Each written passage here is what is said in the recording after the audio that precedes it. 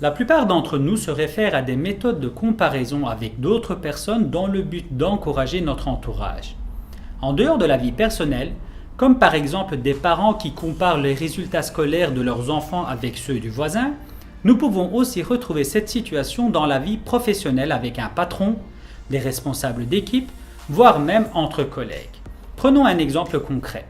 Lorsqu'on analyse le travail d'un de ses collègues, on lui fait remarquer que telle personne dans tel service ou dans telle entreprise a réalisé un très bon dossier. Cela semble anodin, n'est-ce pas? C'est une remarque simple et nous pensons que la personne va en prendre exemple pour améliorer son travail dans l'avenir. Nous le faisons de bonne foi, mais cette méthode peut être nuisible à la longue. Au lieu d'encourager, nous pouvons créer chez elle de la peur, un profond sentiment de perte et de ne pas être apprécié. Le sentiment d'impuissance face à une situation peut aussi apparaître et pour y remédier, elle va essayer de ressembler à la personne de référence. D'un autre côté, elle risque de lui en vouloir inconsciemment, de construire une image négative et si ce n'est pas contrôlé, des sentiments de haine peuvent apparaître. Ce qui peut provoquer chez cette personne la sensation que la seule solution pour être appréciée et reconnue est d'atteindre la perfection. Pour cela, elle va en permanence essayer d'être meilleure que les autres, assumer davantage de responsabilités et d'être plus performante dans ses tâches pour tenter, je dis bien pour tenter de mériter cette reconnaissance. Et donc pour elle, la reconnaissance inconditionnelle n'existera pas. Cependant, chaque personne est différente et peut avoir des capacités complètement à l'opposé des personnes qui lui sont montrées comme exemple.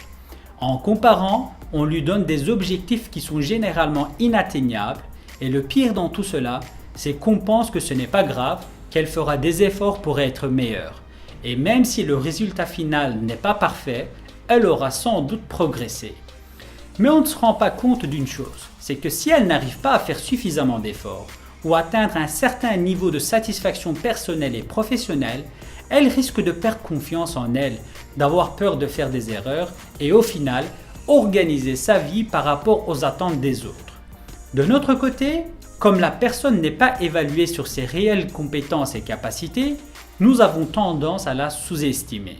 En résumé, la comparaison utilisée comme méthode de motivation, d'encouragement, n'est pas vraiment la meilleure solution.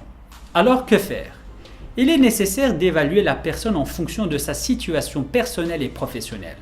Bien analyser ses problèmes, ses capacités, ses compétences, afin d'éviter de mettre une pression inutile et surtout de l'aider à progresser, lui permettre de découvrir son potentiel.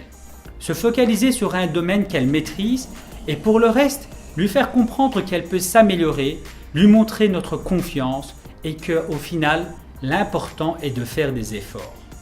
Et donc, au lieu de la comparer, nous pouvons lui montrer de l'empathie, être présent dans ces situations difficiles, expliquer les améliorations possibles dans le cadre du travail réalisé et surtout l'accompagner dans ses démarches. Je terminerai cette vidéo en disant que nous aussi, nous ne sommes pas parfaits.